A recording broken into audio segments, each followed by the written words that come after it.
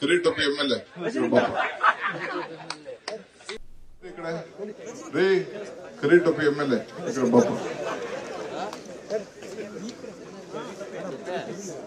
ಹೊಸ ಕಿರೀಟೊಪ್ಪಿ ಆಮೇಲೆ ಆಮೇಲೆ ಆಮೇಲೆ ಆಮೇಲೆ ಆಮೇಲೆ ಬನ್ನಿ ಕೂತ್ಕೊಳ್ಳಿ.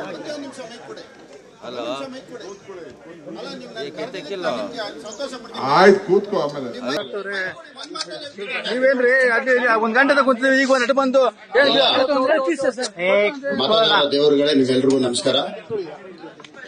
ಈ ಕಾರ್ಯಕ್ರಮಕ್ಕೆ ನನಗೆ ಆಹ್ವಾನ ಇಲ್ಲ, ಆದ್ರೂ ಈ ಬೆಂಗಳೂರಿನ ನಗರದ ಒಬ್ಬ ಪ್ರಜೆಯಾಗಿ ನಾನು ಇವತ್ತು ಬಂದು ನಿಮ್ಮ ಜೊತೆ ನಾನು ಕೂತ್ಕೊಳ್ತೇನೆ. ಎಲ್ಲರ ಜೊತೆ ಇಲ್ಲಿಲ್ಲ, ಒಂದು ಶಾಸಕರು ಇಲ್ಲ. ಇದು ಸಾರ್ವಜನಿಕರ ಕುಂದುಕೊರತೆ ಸಭೆನ ಅನ್ನೋದು ನನಗೆ ಗೊತ್ತಿಲ್ಲ. ನೀವು ನನಗೆ ಆಹ್ವಾನ ಮಾಡ್ತಾ ಇರೋದು ಮೊದಲನೇ ತಪ್ಪು. ಯಾಕಂದ್ರೆ ಇದು ಕರ್ನಾಟಕ ರಾಜ್ಯ ಸರ್ಕಾರದ ಕಾರ್ಯಕ್ರಮ. ನೀವು ಇವತ್ತವರೆಗೂ ನನಗೆ ಆಹ್ವಾನ ಕೊಟ್ಟಿಲ್ಲ. ಮುಖ್ಯ ಆಯುಕ್ತರೆ, ನಿಮಗೆ ಗೊತ್ತಿರಲಿ, ಒಬ್ಬ ಶಾಸಕನು ಕೂಡ ಕರ್ತವ್ಯ, ಒಂದು ಗೌರವ ಕಲೀರಿ. ಫಸ್ಟ್ ರಾಜಕೀಯ ಆಮೇಲೆ ಮಾತಾಡ್ರಿ. ಆಮೇಲೆ ಮಾತಾಡೋಣ. ಅಲ್ಲಲ್ಲ, ನೀವು ರಾಜಕೀಯ ಒಬ್ಬ ಎಂಪಿ ಫೋಟೋ ಇಲ್ಲ, ಒಂದು ಎಂಪಿ ಫೋಟೋ ಇಲ್ಲ, ಒಂದು ಎಂಪಿ ಫೋಟೋ ಇಲ್ಲ, ಒಂದು ಎಂಪಿ ಫೋಟೋ ಇಲ್ಲ, ಒಂದು ಎಂಎಲ್ಎ ಫೋಟೋ ಇಲ್ಲ, ಒಂದು ಎಂಎಲ್ಎ ಎಂಪಿ ಫೋಟೋ ಇಲ್ಲದೆ ಒಂದು ಪಬ್ಲಿಕ್ ಕಾರ್ಯಕ್ರಮ ಇದು, ಸಾರ್ವಜನಿಕರ ಕುಂದುಕೊರತೆ ಕಾರ್ಯಕ್ರಮ ಇದು. ಇದು ಕಾಂಗ್ರೆಸ್ ಕಾರ್ಯಕ್ರಮನಾ? ಇದು ಕಾಂಗ್ರೆಸ್ ಕಾರ್ಯಕ್ರಮ, ಇದು ಕಾಂಗ್ರೆಸ್ ಕಾರ್ಯಕ್ರಮ, ಕುಂದುಕೊರತೆ ಕಾರ್ಯಕ್ರಮ ಅಲ್ಲ ಇದು. ಇದಂಗೆ ಇದಂಗೆ ಸಾರ್ವಜನಿಕರ ಕಾರ್ಯಕ್ರಮ ಆಗತ್ತೆ? ಒಂದು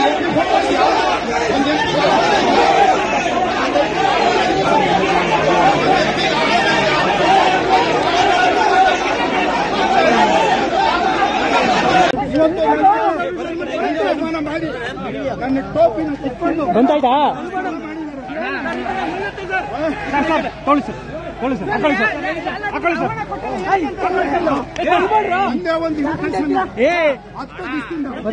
ಕಮಿಷನರ್ಗೆಲ್ಲ ಕೇಳ್ತಾನೆ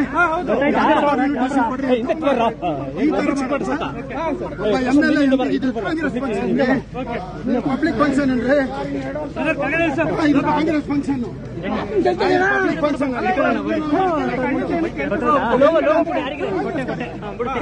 ಕಾಂಗ್ರೆಸ್ ಕಾರ್ಯಕ್ರಮ ಒಬ್ಬ ಎಂಎಲ್ಎ ನೋಡ್ರಿ, ನಮ್ಮ RSS ಇವತ್ತು ಫಂಕ್ಷನ್ ಹೋಗಿ ಕಾರ್ಯಕ್ರಮ ನಮ್ಮ ಕ್ಯಾಪ್ನ RSS ಕ್ಯಾಪ್ನ ಇವತ್ತು ಅಲ್ಲೇ ಮಾಡಿದ್ದಾರೆ.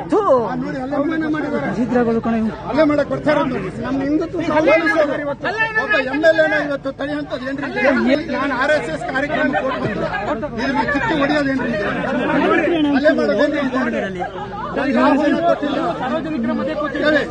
ಎಂಪಿ ಫೋಟೋ ಇಲ್ಲ, ಎಂಪಿಗೆ ಆಹ್ವಾನ ಇಲ್ಲ, ಎಂಎಲ್ಎಗೆ ಆಹ್ವಾನ ಇಲ್ಲ. ಇದು ಕಾಂಗ್ರೆಸ್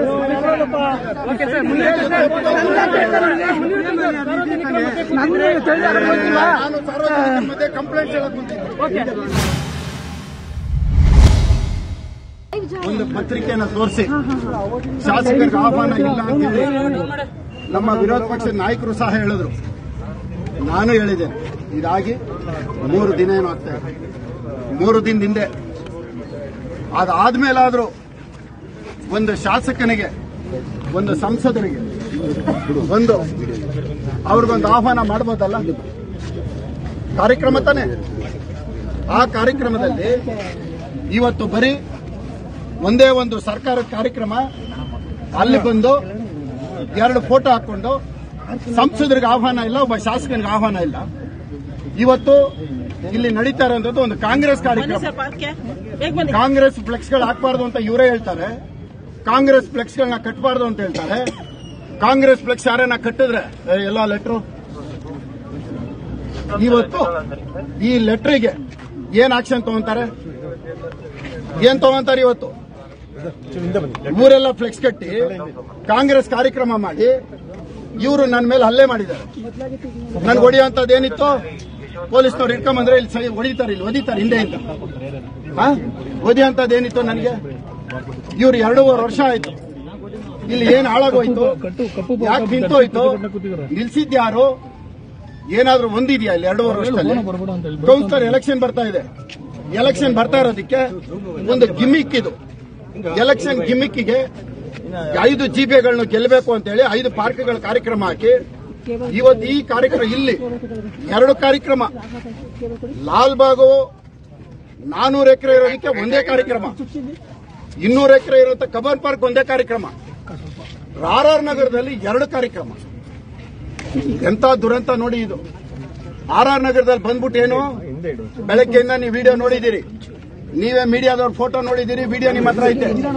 ಅಲ್ಲಿ ಶಾಸಕನ ಯಾವ ರೀತಿ ಗಮನಿಸಿದ್ದಾರೆ, ಇಲ್ಲಿ ಸೋತಂತವ್ರನ್ನ ಎಷ್ಟು ಹತ್ತಿರದಲ್ಲಿ ಇಟ್ಕೊಂಡು ಮಾಡ್ತಾ ಇದ್ದಾರೆ ಅನ್ನೋದು ನಿಮ್ಗೆಲ್ಲ ಗೊತ್ತಾಗ್ತಾ ಇದೆ ತಾನೆ. ಇದು ನಾನು ಹೇಳೋದಲ್ಲ, ಇದು ನಿಮ್ಮ ಹತ್ರನೇ ಇದೆ, ನಿಮ್ಮ ಮಾಧ್ಯಮದಲ್ಲೇ ಇದೆ. ಇಷ್ಟೆಲ್ಲ ಅವಾಂತರಗಳ ನಡುವೆ ಡಿಕೆಶಿ ಮೊದಲಿಗೆ ಏನಂದ್ರು ಅನ್ನೋದನ್ನ ಇನ್ನೊಮ್ಮೆ ನೋಡೋಣ.